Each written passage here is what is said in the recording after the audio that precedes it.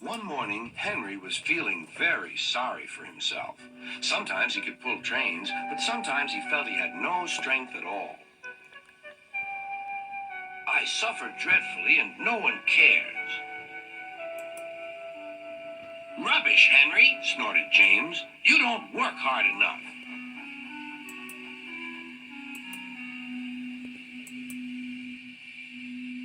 Sir Topham Hatt spoke to him, too. What's wrong with you, Henry? You have had lots of new parts and new paint, too, but they've done you no good. If we can't make you better, we must get another engine instead of you to do the work. This made Henry, his driver, and fireman very sad. Sir Topham Hatt was waiting when Henry came to the platform. He had taken off his hat and coat and put on overalls. Henry managed to start, but his fireman was not satisfied. Henry is a bad steamer, he said to Sir Topham Hatt. I build up his fire, but it doesn't give enough heat.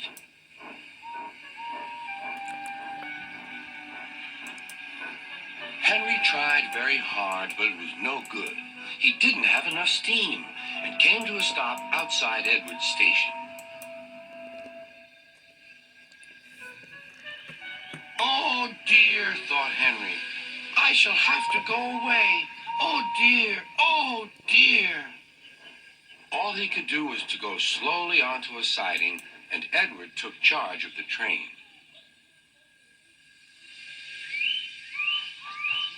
Sir Topham Hatt and the fireman went on discussing Henry's troubles.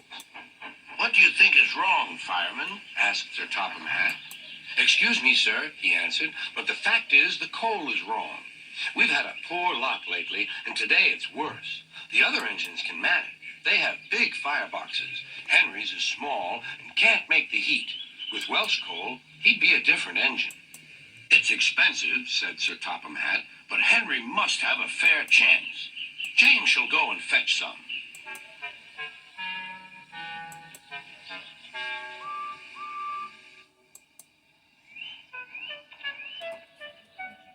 When the Welsh coal came, Henry's driver and fireman were excited. Now we'll show them, Henry, old fellow. They carefully made his fire, putting large lumps of coal like a wall round the outside. Then the glowing middle part was covered with smaller lumps. You're spoiling my fire, complained Henry. Wait and see, said the fireman. We'll have a roaring fire just when we want it. The fireman was right. When Henry reached the platform, the water was boiling nicely, and he had to let off steam. How are you, Henry? Beep, beep, beep. I feel fine. Have you a good fire, driver? Never better, sir, and plenty of steam.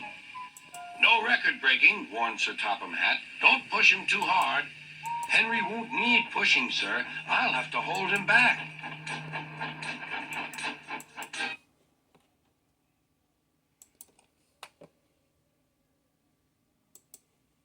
Feel fine. Have you a good... And he had to let off steam. How are you, Henry? Beep, beep, beep. I feel fine. Have you a good fire, driver? Never better, sir, and plenty of steam. No record breaking, warned Sir Topham Hatt. Don't push him too hard. Henry won't need pushing, sir. I'll have to hold him back.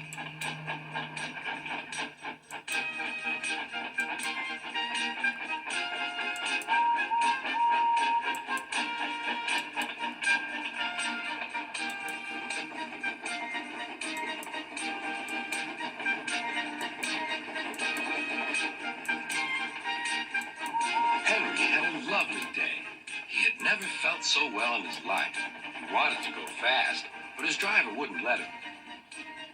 Steady, old fellow, he would say. There's plenty of time.